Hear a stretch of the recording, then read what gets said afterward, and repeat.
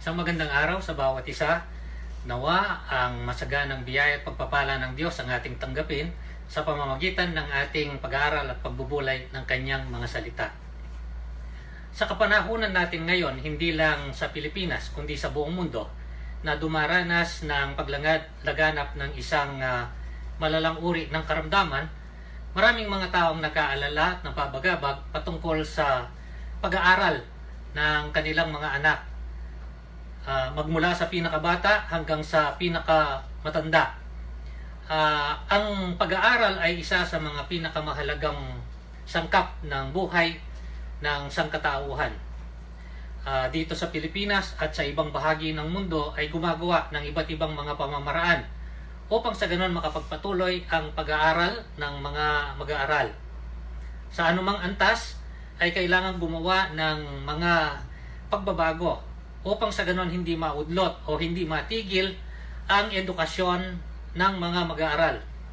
Dahil alam ng marami, ito ay isa sa mga itinuturing na susi sa matagumpay na pamumuhay, sa panghinaharap na magiging mabuti at mahusay.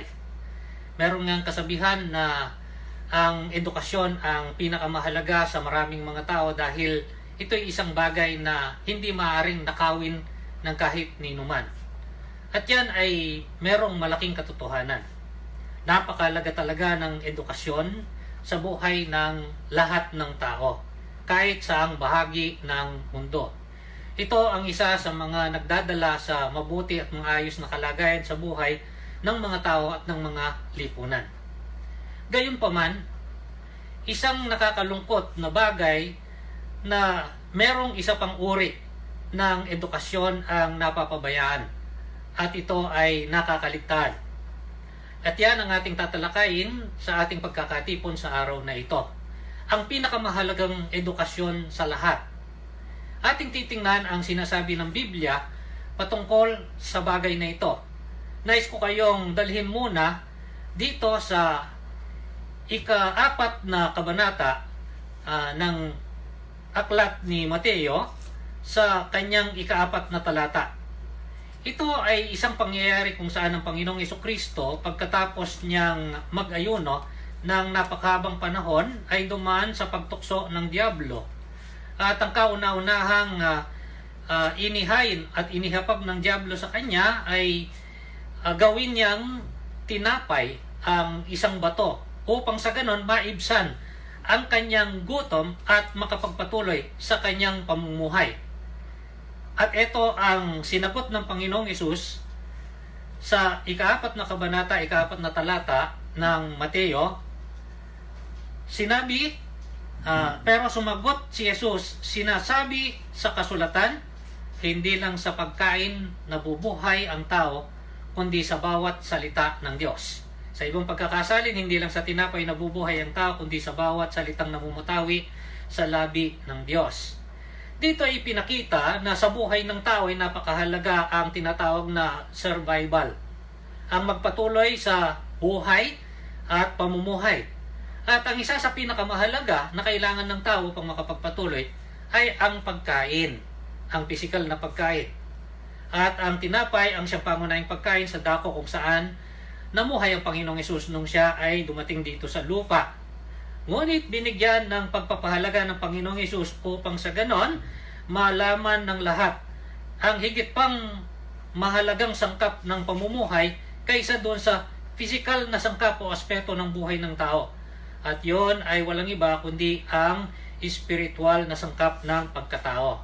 Kaya sinabi ng Panginoong Hesus, higit na mahalaga pa kung iyong ipaghahambing ang mga salita ng Diyos bilang pagkain na magtataguyod ng buhay ng tao sa espiritual na sangkap nito kaysa pagkain pisikal na nagtataguyod sa pisikal na sangkap ng pagkatao. At dito ay titingnan natin ang pinakamahalagang edukasyon sa lahat, ang pag-aaral ng kasulatan o ng Biblia. Ito ay pinagtibay ni Apostol Pablo sa kanyang pagtatagubilin sa isang kamanggagawa nung malapit na ang hangganan ng kanyang buhay. Sa pinakahuling sulat niya sa ika-2 Timoteo, sa ika-3 kabanata, dito natin kukunin ang ating pagtalakay sa araw na ito. Sa 14 na talata hanggang sa 17, babasahin ko ang sinabi ni Pablo kay Timoteo. 2 Timoteo, 3 kabanata, talatang 14 hanggang 17. Ngunit ikaw, magpatuloy ka sa mga bagay na natutunan mo at pinanaligan, dahil alam mo kung kanino mo ito natutuhan. Mula pa sa pagkabata, alam mo na ang banal na kasulatan na nakapagbibigay sa iyo ng karunungan tungo sa kaligtasan sa pamamagitan ng pananampalataya kay Kristo Jesus. Talatang 16, lahat ng kasulatan ay isinulat sa pamamagitan ng kapangyarihan ng Diyos at mapapakinabangan sa pagtuturo ng katotohanan, sa pagsasaway, pagtutuwid at pagsasanay sa matuwid na pamumuhay, para maging handa sa lahat ng mabubuting gawa ang naglilingkod sa Diyos. Marahil ay mabuti na basahin ko rin ito sa kanyang pagkakasalin sa English dito sa New International Version na mas kabisado ng maraming mga nagbabasa ng Biblia. 2 Timothy chapter 3 from verse 14 up to verse 17. But as for you, continue in what you have learned and become convinced of, because you know those from whom you learned it, and how from infancy you have known the Holy Scriptures, which are able to make you wise for salvation through faith in Christ Jesus. All Scripture is God-breathed and is useful for teaching, rebuking, correcting, and training in righteousness, so that the man of God may be thoroughly equipped for every good work. Ito ang pinakamahalagang edukasyon sa lahat. Mahalaga ang edukasyon ngayon na kinukuha ng maraming mga tao. Binago na nga ang sistema ng edukasyon natin. Dati, ito'y tinatawag na elementarya, high school at college. Ngayon ay pinahaba dahil sa paniniwala at sa pag-aaral na mahalaga nga ang edukasyon, kaya ginawa yung K-12 pagkatapos ang antas na tinatawag na kolehiyo. Ngunit, meron pang higit na mahalaga kaysa dito, at ito ang tinuran sa kasulatan.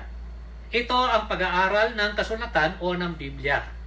Bakit? Dito sa aking binasa sa 2 Timoteo 3 kabanata, talatang 14 hanggang 17 ay makukuha natin ang mga kadahilanan kung bakit higit pang mahalaga ito kaysa iba pang uri ng pag-aaral. Hindi minamaliit o hindi binabaliwala ang lahat ng uri ng pag-aaral na kinukuha ngayon ng maraming mga tao. Ngunit kapag ito ang nakaligtaan at napabayaan, ay kukulangan ng tunay na pakinabang ang isang tao sa kanyang pamumuhay dito sa mundong ito. Kasi ang inaasam-asam ng maraming mga tao ay yung tinatawag na tagumpay sa buhay. Kaya nga napakahalaga sa kanila ng pag-aaral upang makaabot doon sa inaasam na tagumpay.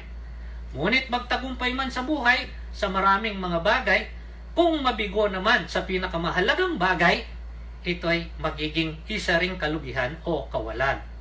Kagaya ng aking ipinahayag doon sa nagdaang aking ibinahagi patungkol sa pinakamahalagang bagay sa lahat ng tao, sa lahat ng kapanahunan. Dito natin makikita ang pinanggagalingan noon. Kaya nga, ito ay higit pa sa mahalagang edukasyon na ginagawa at kinukuha ng mga tao ngayon sa iba't ibang mga lipunan. Bakit ito ang pinakamahalagang edukasyon sa lahat? Una, dahil ang pinanggagalingan nito ay ang Diyos. Ang Biblia ay ang salita ng Diyos. Ang sabi dito sa 3 kabanata ng 2 Timoteo, 16 na talata, lahat ng kasulatan ay isinulat sa pamamagitan ng kapangyarihan ng Diyos. Sa English sabi niya, all Scripture is God-breathed. Sa matandang pagkakasalin sa Tagalog, ang sabi, lahat ng kasulatan ay kinasihan ng Diyos. Yung salitang kinasihan nga ay hindi pangkaraniwang ginagamit sa pang-araw-araw na pakikipag-usap ng tao dahil special siya na uri ng salita. Sa pagkakasalin sa makabagong English, sabi, God-breathed, inihinga ng Diyos. Ang ibig sabihin, Ito'y nanggaling sa pamamagitan ng pagsasalita ng Diyos. Ito'y kapahayagan ng Diyos sa mga ginamit niyang manunulat upang sa ganon maitala ang kanyang mga kaisipan at malaman ng sangkatauhan. Ang salita ng Diyos o ang kasulatan ay kumakatawan sa Diyos sa kanyang isipan at sa kanyang mga nasain. Ang kalikasan ng kasulatan ay kamukha ng kalikasan ng Diyos. Kung ang Diyos ay totoo at tapat, ang kanyang salita ay totoo at tapat. He is true and faithful. Therefore, His word is true and faithful. Ito'y mapagkakatiwalaan. Ang Diyos ay taglay ang lahat ng karunungan at kaalaman. Kaya nga tinawag siyang Alpha at Omega, siyang nakakaalam magmula sa pasimula hanggang sa katapusan. Sukdulan ng kanyang kaalaman sa lahat ng bagay dahil nga siya ang Diyos. Sa makatuwid, mapagkakatiwalaan ang lahat ng nakatala sa buong kasulatan dahil ito ay salita ng Diyos. Walang ibang aklat na naisulat at nalimbag sa buong kasaysayan ng sangkatauhan na merong angkin o pagpapahayag na ito ay salita ng Diyos na maaaring patunayan sa pamamagitan ng pagbibigay ng lahat ng katibayan. Napakarami na ng mga aklat na isinulat ng mga tao na napapakinabangan sa iba't ibang mga pangangailangan. Sa pag-aaral, ang doktor, ang abogado, ang accountant, ang maestro at maestra, at ang iba't ibang uri ng mga taong kumikilos sa iba't ibang mga larangan ng buhay ay nag-aaral sa paaralan gumagamit ng mga aklat o tinatawag na textbook na isinulat ng mga taong kinikilalang merong pagiging bihasa o pagiging marunong sa larangan na kanilang itinuturo at sa kanilang tinatrabaho at ginagalawan. At ito'y pinagkakatiwalaan. At ito ay kanilang napapakinabangan. Ngunit kapag ang pinag-uusapan ay patungkol sa buhay at sa pamumuhay, sa kanyang kabuuan, walang higit na nakakaalam at walang higit na merong karunungan at kabihasnan kung hindi ang dakilang Diyos. Ito lang ang tanging aklat na sa buong kasaysayan ng sangkatauhan ang umaangkin na ang lahat ng nilalaman nito ay pawang salita ng Diyos. Ang Biblia ay dumaan na sa iba't ibang uri ng pagsusuri, sa iba't ibang uri ng mga pagsalangsang, sa iba't ibang uri ng mga pagtatangka upang ito'y siraan at maging mga pagtatangka na ito'y puksain. Ngunit hanggang ngayon, ang Biblia pa rin o ang kasulatan ang siyang pangunahing pinakamabentang aklat sa buong kasaysayan ng sangkatauhan. Ito yung tinatawag na all-time bestseller. Hindi man binabasa siguro ng iba dahil iniisip na ito'y may kahalagaan, binibili nila kahit display man lang sa kanilang mga tahanan o sa kanilang lalagyan ng mga aklat at sa kanilang mga kinikilusan, sa kanilang mga opisina, sa kanilang mga pinagtatrabahuhan. Ang Panginoong Hesus mismo ang nagsabi kasi, langit at lupa ay mapaparang, ngunit salita ng Diyos ay mananatili magpakailan paman. Ang pangangailangan kasi ng tao ay higit pa sa kanyang pisikal na pamumuhay at pagtataguyod ng kanyang pisikal na buhay. Kasama nito ang higit na importanteng sangkap ng buhay ng tao, ang espiritual. Kaya hindi lang ang pag-aaral patungkol sa mga pisikal at material na bagay ng buhay ang mahalaga, kundi yung may kinalaman sa espiritual na sangkap ng tao. Kaya ang kailangan na alamin, ang kailangan na pag-aralan, ang kailangan na unawain ay ang kasulatan o ang salita ng Diyos. Okay. Ito ay ang pinakamahalagang edukasyon sa lahat. Dahil ito ay mismong galing sa Diyos. Ang katotohanan ito ay pinag-utos ng Diyos noon pa man. Dahil alam niya na ito ang makabubuti sa sangkatauhan.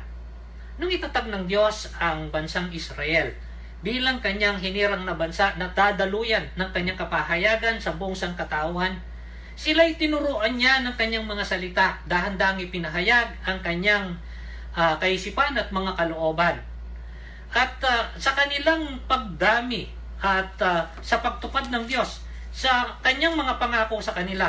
Sa isa sa mga aklat ng Biblia sa Lumang Tipan, sa pamamagitan ni Moises, ito ang ipinahayag ng Diyos sa mga Israelita dito sa aklat ng Deuteronomio, ika-6 na kabanata, magmula sa talatang ika-4 hanggang sa talatang ika-9. Babasahin ko sa kanyang pagkakasalin. Makinig kayo, o mga mamamayan ng Israel. Ang Panginoon na ating Diyos ay iisang Panginoon lang.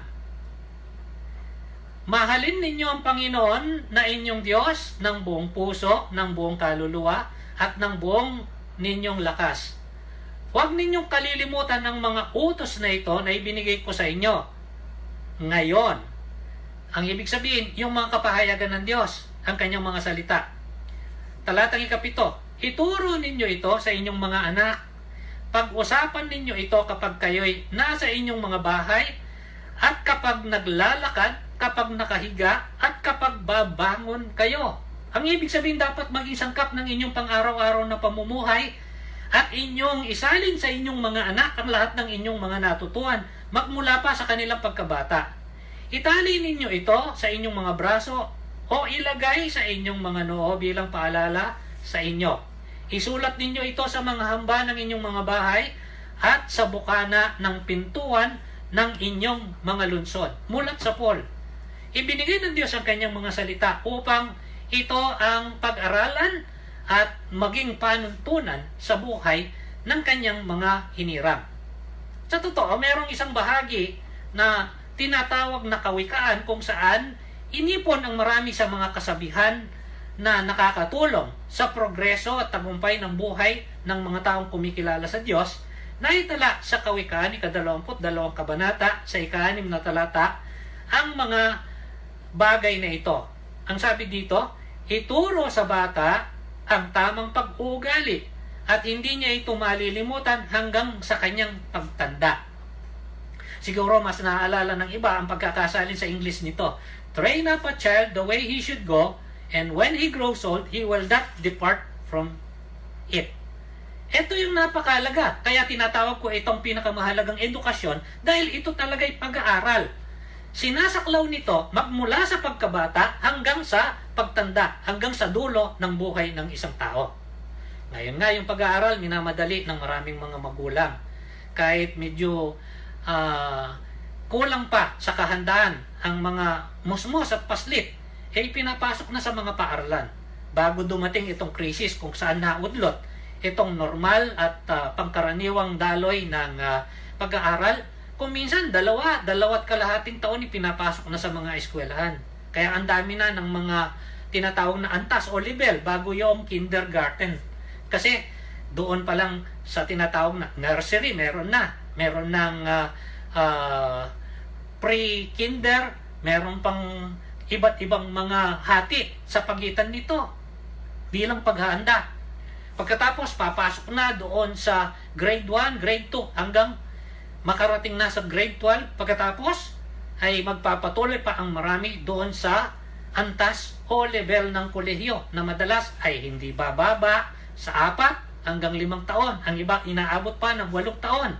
Ang iba, kumukuha pa ng mga karagdagan.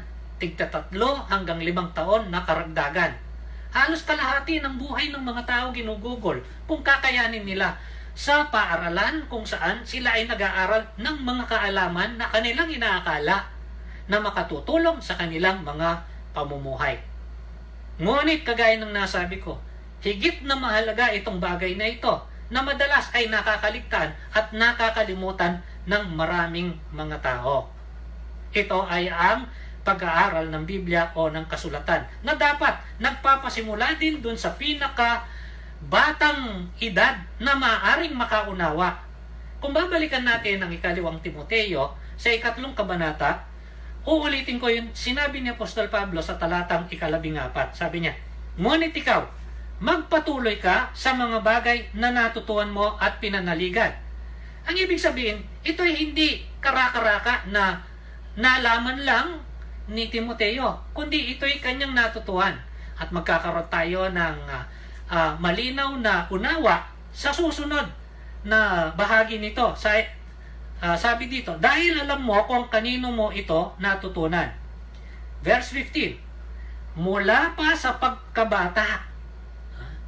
So, ni-review ni Apostol Pablo ang karanasan ni Timoteo patungkol sa mga bagay na kanyang natutunan at tinanggap. Mula pa sa pagkabata, alam mo na ang banal na kasulatan na nakapagbibigay sa iyo ng karunungan tungo sa kaligtasan sa pamamagitan ng pananampalataya kay Kristo Jesus. Kailan nagpasimula si Timoteo? Mula pa sa pagkabata. Sa pinakamababa na edad na maaring kanyang maunawaan at matanggap ang mga katotohanan ng salita ng Diyos. Ito ay bilang pagsunod ng kanyang magulang doon sa utos na noon pa man ay binigay ng Diyos kila Moises at sa mga Israelita na gawing aklat ng kanilang panuntunan sa buhay ang mga utos o ang mga panuntunan ng Diyos na tinatawag na kasulatan. Bakit itong pinakamahalagang edukasyon sa lahat? Dahil ito ay edukasyong nanggagaling sa Diyos, ang kasulatan ay salita ng Diyos. At dapat itong umpisahan sa pinakabatang edad. At hindi naman huli ang lahat sa mga hindi nakapagpasimula nito. Kahit ngayon naman, yung edukasyon na alam natin, kahit nasa edad na, nagsusumakit at nagsusumikap yung nasa edad na, upang sa ganon, sila'y makapagpasimula. At kung sila'y bibigyan ng tulong, sila ay maraming maaaring matutunan. Ganon din ang pag-aaral ng kasulatan. Kung hindi man natin nagawa ito sa pinakamababang edad na ating pagpapasimula, sa anumang edad na nadatnan tayo, ay maaari itong pasimulan. At sa mga nakapagpasimula ay dapat na itong ipagpatuloy. Ganito kahalaga ang pag-aaral ng salita ng Diyos o ng kasulatan. Ang ikalawa na mahalagang bagay na makikita natin dito ay hindi lang dahil ito ang edukasyong nanggagaling sa Diyos, ito'y salita ng Diyos, kundi dahil ang mga layunin nito ay layunin ng Diyos. At ang lahat ng layunin ng Diyos ay alam nating mabubuti. Parang yung layunin ng maraming mga magulang kung bakit pinadadala sa paaralan o pinaaral sa mga eskwelahan ng kanilang mga anak, ang layunin nila ay para mapabuti ang buhay ng kanilang mga anak. Ganon din naman ang Diyos, tayo nilalang ng Diyos upang sa ganon gawin niya ang kabutihan sa atin na kanyang mga nilalang. Lalo na kumikilala sa kanya na kanyang itinuring na mga anak, ay nais niya na magkaroon ng kabutihan sa kanilang mga buhay sa pamamagitan ng kanyang mga salita. Ano ang layunin dito na ipinapakita dito? Ang sabi dito sa talatang 16, babasahin ko muli, lahat ng kasulatan ay isinulat sa pamamagitan ng kapangyarihan ng Diyos at mapapakinabangan. Kaya binigay ito sa ating kapakinabangan. Sa anong kaparanan? Sa pagtuturo ng katotohanan, sa pagsasaway, sa pagtutuwid, sa pagsasanay sa matuwid na pamumuhay, para maging handa sa lahat ng mabubuting gawa ang naglilingkod sa Diyos. Pero bago pa yon, inuna na ni Apostol Pablo ang pinakamahalaga sa lahat na layunin ng Diyos. Ito yung ultimong layunin, inuna na niya. At yun ay makikita doon sa talatang 15. Ang sabi dito, mula pa sa pagkabata, alam mo na ng banal na kasulatan na nakapagbibigay sa iyo ng karunungan tungo sa kaligtasan sa pamamagitan ng pananampalataya kay Kristo Jesus. Tatlong bagay ang pinakamahalagang layunin ng pag-aaral ng salita ng Diyos. Hindi lang minsanan, kundi sa buong buhay ng isang tao, mula sa pagkabata hanggang sa kanyang pagtanda, hanggang sa dulo ng kanyang buhay. Ito'y matatawag kong para madaling matandaan sa pamamagitan ng isang titik na 3 beses na gagamitin natin. Yung letrang S. Pag 3 beses na ginamit natin, SSS. Maganda yung SSS. Dahil alam natin, yung SSS ay parang namumuhunan ka. Para sa ganun, pagdating ng takdang panahon, ito ay makuhanan mo ng pakinabang. At hindi lang pagdating doon. sa panahon na ikaw ay nag-iipon sa SSS, maaari ka rin makinabang. Dahil merong mga loan at merong mga benepisyo din, ano? Pero ito, mas mahalaga pa doon. 3 bagay. Ang unang S ay kumakatawan sa ano? Salvation. Sa kaligtasan. Sinabi ni Apostol Pablo ng banal na kasulatan, ang tanging nagsasabi at nagbibigay ng karunungan tungo sa kaligtasan. Sa anong kaparaanan? Sa pamamagitan ng pananalig sa Panginoong Hesukristo. Dahil itong pinakamahalagang bagay sa buhay ng lahat ng tao sa lahat ng kapanahunan. Ang Panginoong Hesus mismong nagsabi, anong mapapala ng tao? Mapa sa kanya man ang buong mundo, mapahamak naman ang kaluluwa nito.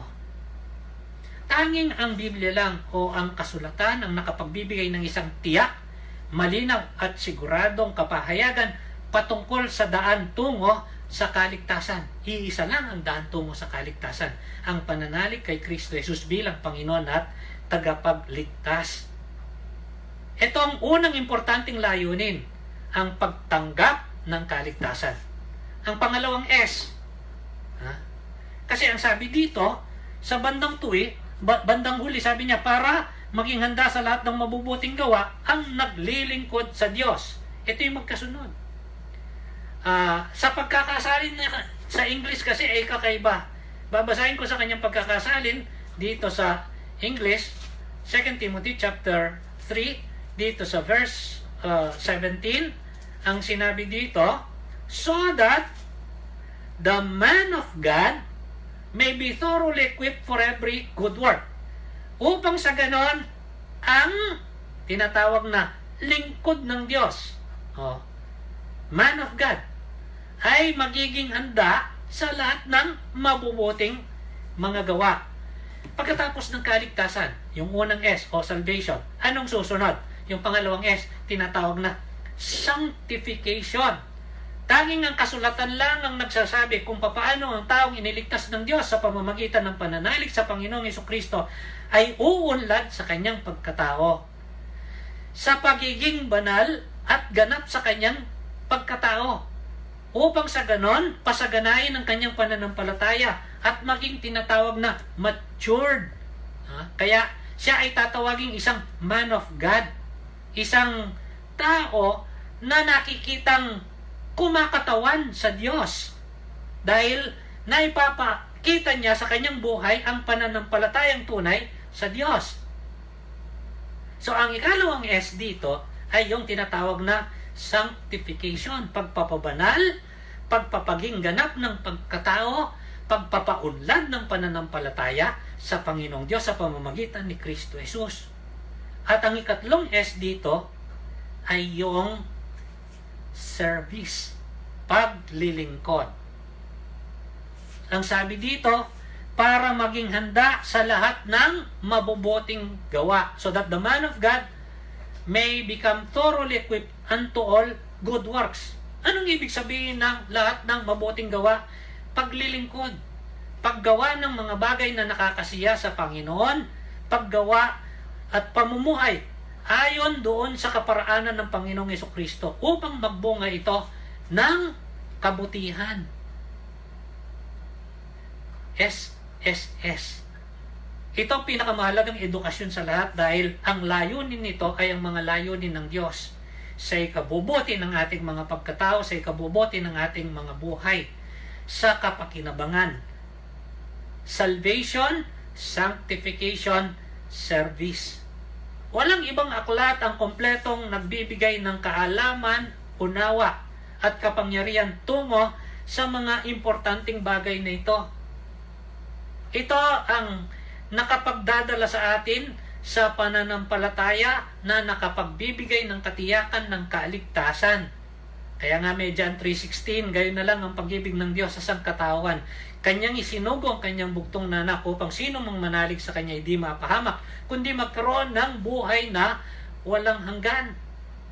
Ito lang ang nakapagpapaunlad ng pagkatao ng isang tao sa pamamagitan ng pag-unlad ng pananampalataya sa Diyos sa pamamagitan ni Kristo Jesus. Ito lang ang nakapagbibigay ng lahat ng kasangkapan sa isang tao upang magbunga ang kanyang buhay ng mga kabutihan.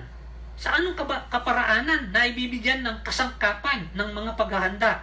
Sinabi ito doon sa talatang 16 sa ikalawang bahagi nito. Ito'y mapapakinabangan sa 4 na kaparaanan: sa pagtuturo ng katotohanan, sa pagsasaway, sa pagtutuwid, sa pagsasanay, sa matuwid na pamumuhay.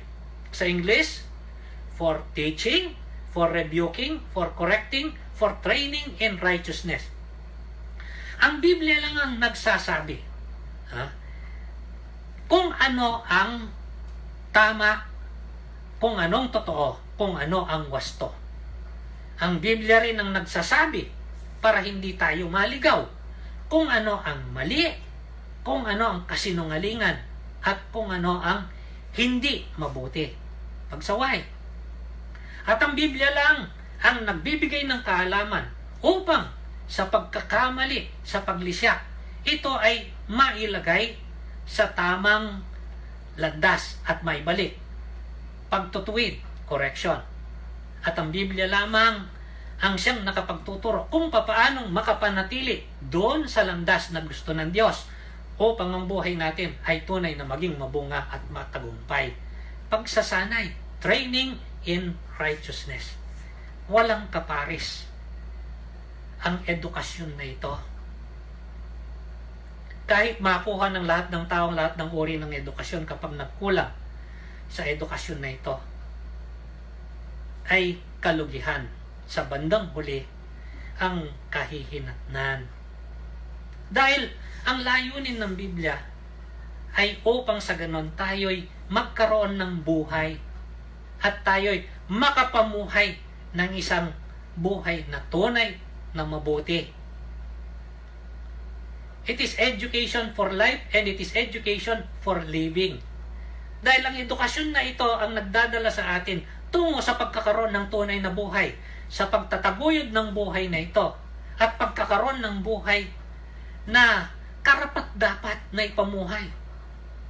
It is the only education that gives life, that sustains life, that makes life worth living. Walang kapares ito. Kaya nga lang ito ay napapabayaan. Ano ang ating dapat gawin? Nagkukumahog, natataranta, nababahala ang marami kung paano mapa-enroll ang mga mag-aaral sa eskwelahan. Sa registration nga, naguunahan. Dahil ayaw mapag-iwanan at baka wala nang mapaglagyan sa kanila. Pero pagdating sa bagay na ito, kalungkot-lungkot na ito'y pinagwawalang bahala ng napakaraming mga tao. It's about time. Panahon na. Alam po nyo, ang pag-i-enroll dito libre. Halos lahat ng tahanan merong sipi ng Biblia. Kung wala mang sipi, humingi ka. Maraming nagbibigay ng libre. Iba't ibang mga salin sa English, sa Tagalog, sa Kapampangan, sa Bisaya, sa Bicolano, sa iba't ibang mga wika, dialekto ng maraming mga Pilipino. At marami na ang nagtuturo patungkol dito. Ano ang dapat gawin? Babasahin ko ngayon ang isang bahagi ng kasulatan na mapagbibigay sa atin ng patnubay. Ito yung Santiago, o sa English ay James, unang kabanata, talatang 22 hanggang sa 25. Kagaya ng edukasyon na ating pinag-aaralan sa mga paaralan sa ating bansa at sa iba't ibang mga lipunan, hindi lang pagtanggap kasi noong turo ng mga maestro at maestra sa loob ng mga silid-aralan ang mahalaga, kundi ang pagdadala nito sa labas upang sa ganon, ito ay i-apply sa kanilang pamumuhay, sa larangan na kanilang papasukan. Dahil hindi kompleto na tumanggap ng edukasyon sa loob ng silid-aralan, pero iiwanan lang doon at hindi gagamitin sa kanilang dapat na dakong kilusan. Etong sinasabi sa Santiago, unang kabanata, talatang 22 hanggang 25. Huwag lang kayong maging tagapakinig ng salita ng Diyos, kundi sundin nyo ang sinasabi nito. Dahil kung hindi, dinadaya nyo lang ang sarili ninyo. Dahil kung nakikinig lang ang isang tao sa salita ng Diyos, pero hindi naman niya tinutupad ang sinasabi nito, katulad siya ng isang taong tumingin sa salamin. Anong paglalarawan sa taong yon? Na pagkatapos makita ang sarili ay umalis at agad na kinalimutan ang ayos niya. Ang taong tumitingin sa salamin ay upang makita ang aktwal na anyo niya, upang kung merong dapat gawin o ayusin, ay kanyang gawin. Pero kung hindi niya ginawa yon, parang dinaya lang niya ang kanyang sarili sa pagtingin sa salamin. Talatang 25. Ngunit ang taong nagsasaliksik at tumutupad sa kautosang ganap na nagpapalaya at hindi tagapakinig lang na nakalilimot agad, ay ang taong pagpapalain ng Diyos sa mga ginagawa niya. Ito nga inaasam-asam ng mga tao ang sila'y magkaroon ng tagumpay. Ito, ibinibigay ng Diyos ang uri ng edukasyon na maaring maging pintuan tungo doon sa tagumpay. Ngunit ito ay hindi lang sa pamamagitan ng pakikinig, hindi lang sa pamamagitan ng pagbabasa. Nagpapasimula ito sa pakikinig at pagbabasa, kagaya ng iba pang edukasyon. Nawa ang lahat sa inyo ay magpasimula na makinig o magbasa ng kasulatan. Ngunit hindi matatapos doon. Ito'y magpapatuloy sa pagtupad o sa paggawa ng mga napakinggan o ng mga nabasa. Ito isang napakahalagang bagay. Kahit na nung ang mga Israelita ay pumasok doon sa lupang ipinangako ng Diyos, ito ay isa sa mga pinakamahalagang tinagubilin ng Diyos sa pumalit kay Moises, si Josue. Tingnan natin dito sa Josue, unang kabanata. Dito sa talatang 8 ang sinabi ng Diyos upang magkaroon ng lakas ng loob si Josue sa pamumuno sa isang napakalaking bansa na ngayon ay itatatag at maninirahan sa kanilang sariling lupain. Ang sabi, unang kabanata, 8 talata ng Josue, huwag mong kalimutang basahin ang aklat ng kautusan. Pagbulay-bulayan mo ito araw at gabi para malaman mo kung paano mo matutupad ng mabuti ang lahat ng nakasulat dito. Ang sabi, basahin mo, pagbulay-bulayan mo. Ngunit, importante na ito'y tuparin mo. Kung gagawin mo ito, uunlad ka at magtatagumpay. Yun ang gusto ng marami. Pero gusto nila instant. Kahit yung pag-aaral naman hindi ka basta magtatagumpay dahil lang nangarap ka ng tagumpay. Madalas sasabihin sa iyo, maghanda ka, mag-aral ka, upang ikaw ay makarating sa tagumpay. Gayon din naman dito sa uri ng edukasyon na ito. Ang kailangan ay pakikinig, pagbabasa, pagtanggap nito, at paggawa ng mga sinasabi nito upang sa ganon makarating doon sa tinatawag na katagumpayan. Ano pang karagdagang maaaring gawin?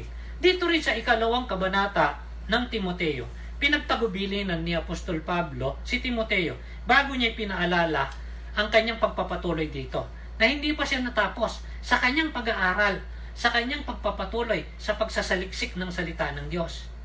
Dahil doon sa 2 kabanata nito, sa talatang 15, ito ang sinabi ni Apostol Pablo kay Timoteo. Ang sabi niya, pagsikapan mong maging karapat-dapat sa Diyos bilang isang manggagawa na walang dapat ikahiya at tapat na nagtuturo ng katotohanan. Sa isang pagkakasalin sa English, sa lumang translasyon ng King James Version, sabi niya, study to show thyself approved unto God, a workman that does not need to be ashamed, rightly dividing the word of truth. Ano ang ating gagawin? Pakinggan natin ang salita ng Diyos. Basahin natin ang salita ng Diyos. Pagbulayan natin ang salita ng Diyos. Ipamuhay natin ang salita ng Diyos. At pag-aralan natin mabuti ang salita ng Diyos. Para ano? Para maisalin natin ang salita ng Diyos. Dahil marami sa atin darating sa punto o nasa punto na mga magulang. Dahil ang utos, ang mga magulang dapat isalin ito sa kanilang mga supling upang sa pinaka mababang edad, sa pinaka batang edad, sila'y mahubog na sa katotohanan upang sa ganun sa kanilang paglaki, hindi nila ito basta makalimutan. Ito'y iniutos din sa pamamagitan ni Apostol Pablo sa mga panuntunan para sa mga tahanan dito sa Efeso, 6 na kabanata, dito sa talatang 14. Ang sabi dito ni Apostol Pablo sa mga taga-Efeso, 6 na kabanata, talatang 4. Ang sabi niya, at kayo namang mga magulang. Bakit sinabi kayo namang mga magulang? Dahil bago yon inutusan naman ang mga anak o ang mga supling. Babasahin ko muna yung nauna nun. Nauna sa 2 talata, sabi niya, igalang ninyo ang inyong ama't ina. Ito ang unang utos na may kasamang pangako. Sa mga anak, pinagtagubilinan na ang napakahalagang panuntunan, basic sa buhay pampamilya, ay ang paggalang at pagsunod sa mga magulang. Talatang 3, at ito ang pangako, giginhawa ka at ahaba ang buhay mo dito sa lupa. Dahil gusto nga ng Diyos na magkaroon ng tagumpay sa buhay ang mga tao. Pagdating sa 4 na talata, sa mga magulang naman, ang sabi, at kayo namang mga magulang, huwag kayong gumawa ng mga bagay na ikasasama ng loob ng mga anak ninyo. Sa halip, palakihin ninyo sila ng may disiplina at turuan ng mga aral ng Panginoon. Dahil itong pinakamahalagang edukasyon, higit pa sa pagpapadala sa mga anak sa mga paaralan, paggastos sa kanilang mga pangangailangan, ay ang pagpapalaki sa kanila at paghubog sa salita at sa aral ng Panginoon. Nawa, kung ngayon nababahala, nangangamba, natataranta, nagkukumahog ang maraming mga tao kung papaanong bibigyan ng mabuting edukasyon ang kanilang mga anak, naway makahanap ng mga pamamaraan. Idalangin natin na magtagumpay ang mga pamahalaan upang sa ganun makagawa ng mga pamamaraan upang may pagpatuloy ang mga edukasyon ng mga mag-aaral. Ngunit panahon na napasimulan ang pinakamahalagang edukasyon sa lahat, ang pag-aaral ng kasulatan o Biblia. Magpasimula sa atin tayo'y maging tagapag-aral upang pagkatapos nating matuto, tayo naman ay maging tagapagturo din naman. At ito ang magdadala sa atin sa tunay na tagumpay sa buhay. Na tayo'y magkamit ng katiyakan ng buhay na walang hanggan at tayo makapamuhay ng isang mabunga at kapakipakinabang na buhay na magbubunga ng kabutihan hindi lang para sa ating mga sarili kundi para sa ating mga kapwa. Nawa ang tagumpay ng Panginoon ang ating matanggap. Nawa ang kanyang mga salita ang siyang makapangyarihang maging gabay at patnubay sa ating mga buhay dito sa mundo hanggang doon sa walang hanggan. Tayo'y manalangin. Panginoong Diyos na dakila, puspos ng kabutihan at pag-ibig, minarapat mo na ang iyong kaisipan at ang iyong mga kalooban ay ipaabot sa amin na iyong mga nilalang. Dahil ang layunin mo at nasain mo ay sa aming kabutihan. Salamat po, O Diyos, taglay namin ang iyong mga salita.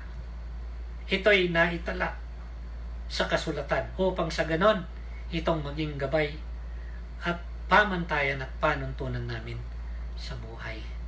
Tulungan mo po kami, aming Panginoon, na magpasimula o magpatuloy ng pinakamahalagang edukasyon sa lahat, ang pag-aaral ng iyong mga salita. Nawa sa pamamagitan ng pagtanggap namin ng katotohanan, magkaroon kami ng unawa sa tulong mo at ng iyong Espiritu Santo. Sa gayon, sa aming pagkaunawa, kami tumugon at humakbang na merong pagsunod upang sa ganon, magbunga ito ng kabutihan ayon sa iyong kalooban. Ang iyong katagumpayan nawa ang matanggap naming lahat. Ang iyong biyaya at pagpapala sumaamin nawa, lalo na sa aming pagpapatuloy sa pag-aaral, pagbubulay at pamumuhay ayon sa iyong mga salita. At ibinabalik namin sa iyong lahat ng papuri at parangal sa tanging pangalan po ng aming Panginoong Hesus. Amen. Magandang araw po at pagpalain tayo ng dakilang Diyos.